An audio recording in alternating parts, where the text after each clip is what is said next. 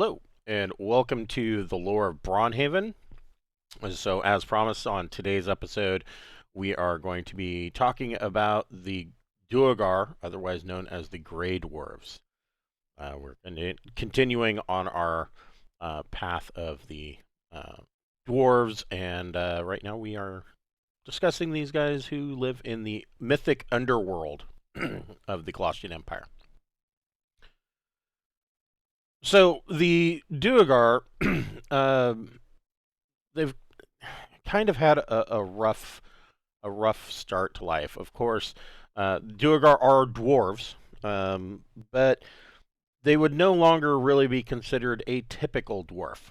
So they, at one point, were in their distant past were a vassal.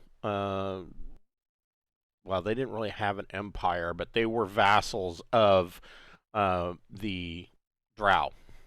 Now, when I say vassals, that's really the nice term. In reality, they were nothing more than a slave state to the elves. And of course, that would have started out as a mutual beneficial relationship.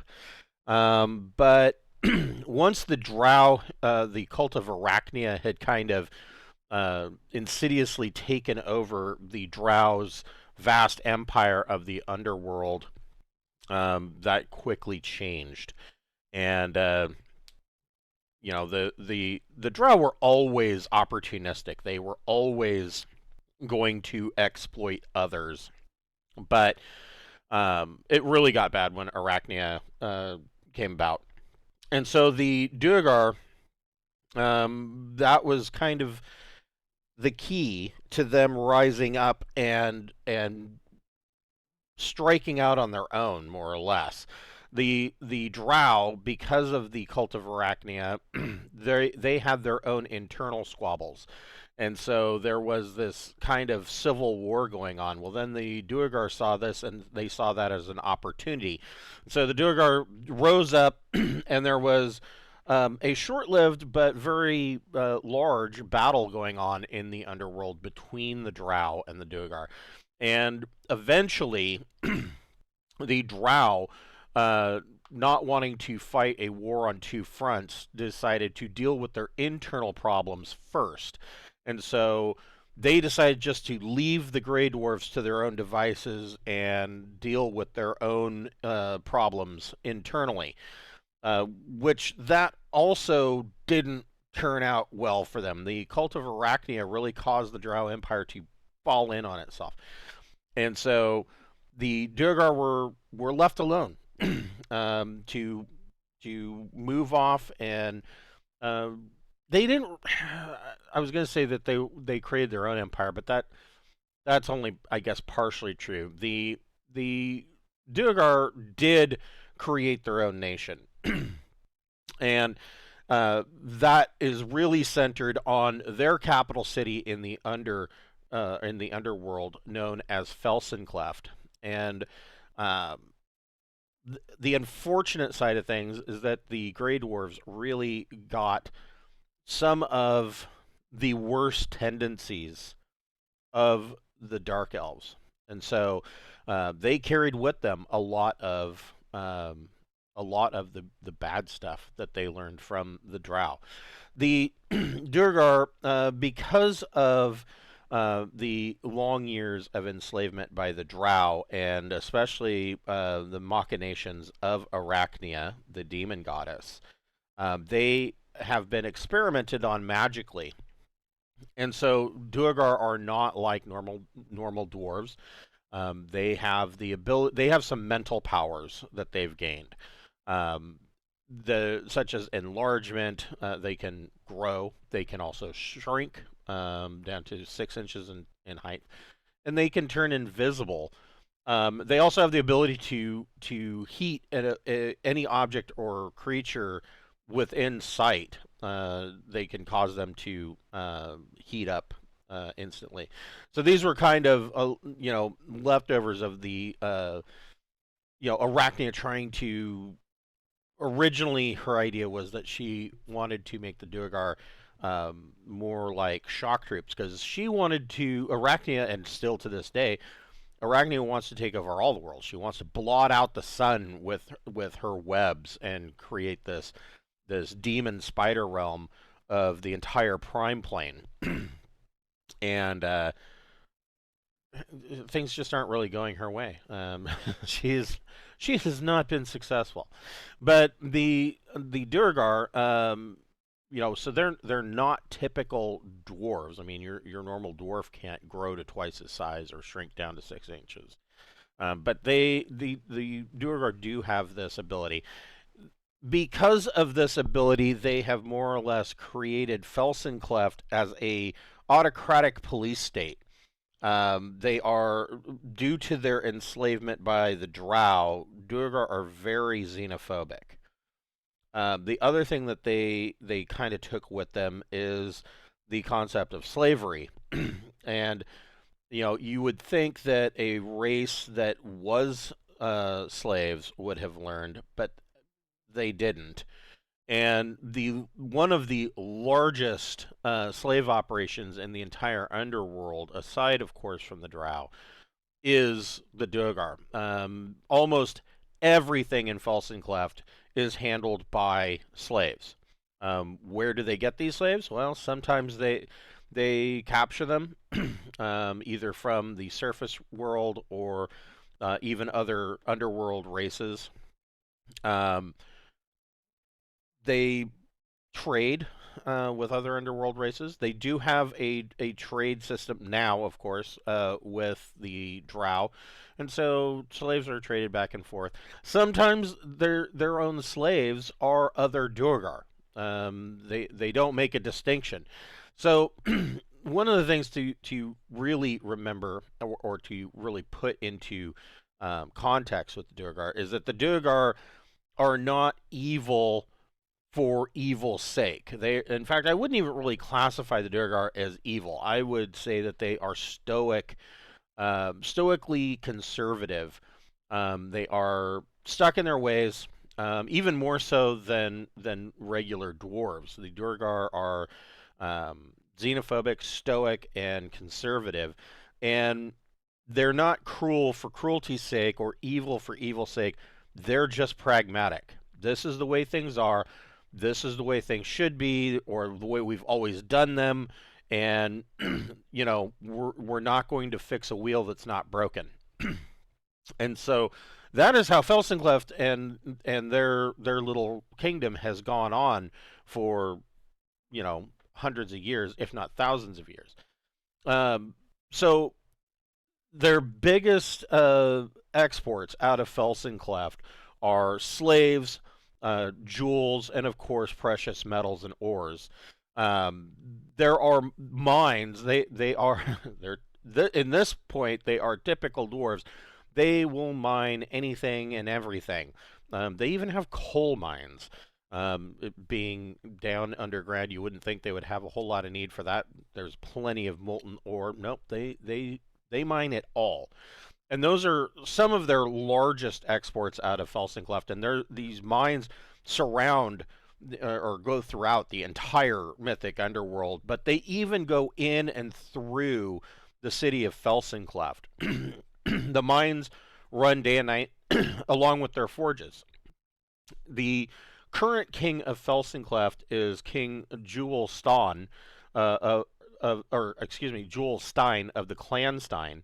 And the Clan Stein has been on the seat of power for the city of Felsencleft for over 700 years.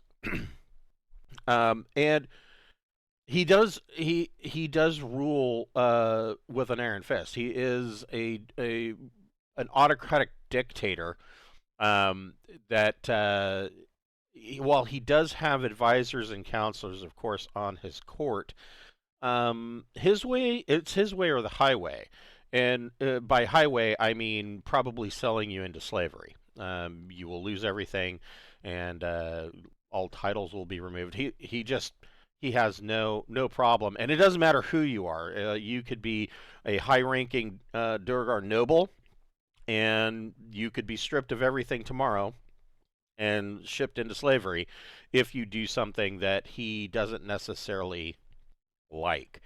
Now, generally, like I said, Duergar are generally pragmatic, and so he's probably not going to do that just because you irritated him one day, unless he's of a mood. But um, it's going to be that kind of situation is going to be for things that where you really screwed up. Like the dwarves have an honor system, and as we talked about, dwarves that feel that they have dishonored themselves or their clan, and it could be, I mean, with dwarves, the honor thing could be anything. Just the perception that honor has been, um, you know, that dishonor has been provided is enough to send them to the Slayer class, where they essentially are going off attempting to commit suicide, but they can't just kill themselves. They have to go off and they have to do battle, dying in battle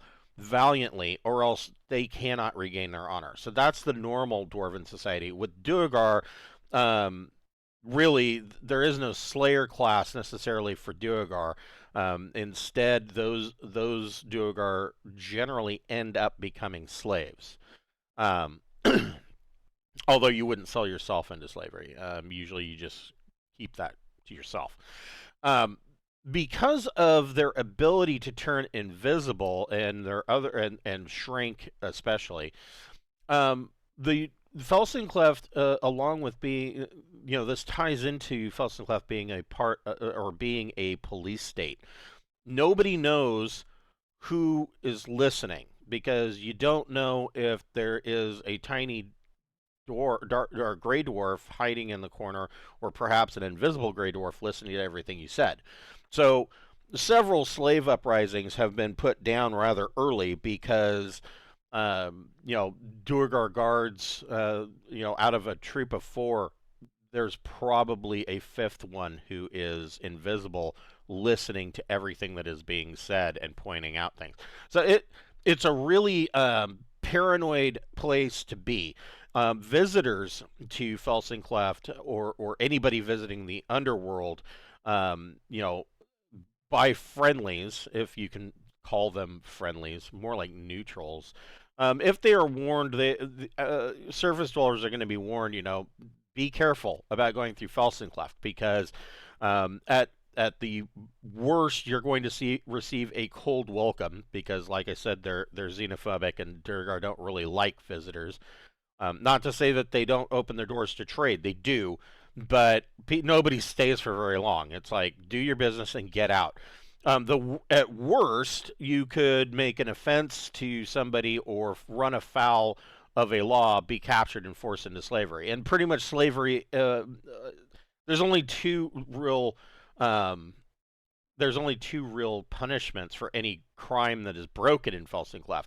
The first, and the one that you kind of hope for, of course, would be slavery, where you'd be imprisoned for a short time and then sold as slaves or kept by the state as slaves. Or the alternate, of course, you're just shoved into a lava pit or beheaded or killed on the spot. So yeah, it's a fun place.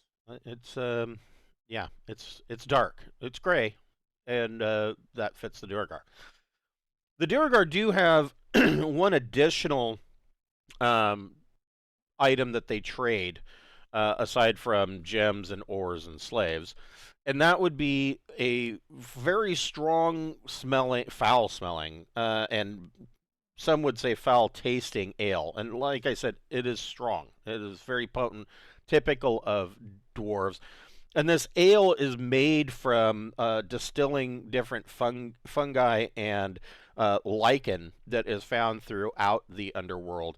And this ale is known as Duergar 611, and it is traded throughout the underworld and can even be found on the surface world, in a lot of places as a really in your taverns and inns of lesser repute, because it can be purchased so cheaply. Nobody really wants to drink Duergar 611, but it can be purchased on the surface world very cheap. Now, where do they get it? Well, One of the places that there is a trading post, what is considered a neutral trading post that is actually run by goblins and hobgoblins, just north of the Rock Skull Orc tribes. There is an entrance, and it is at one of the shallower points of the underworld.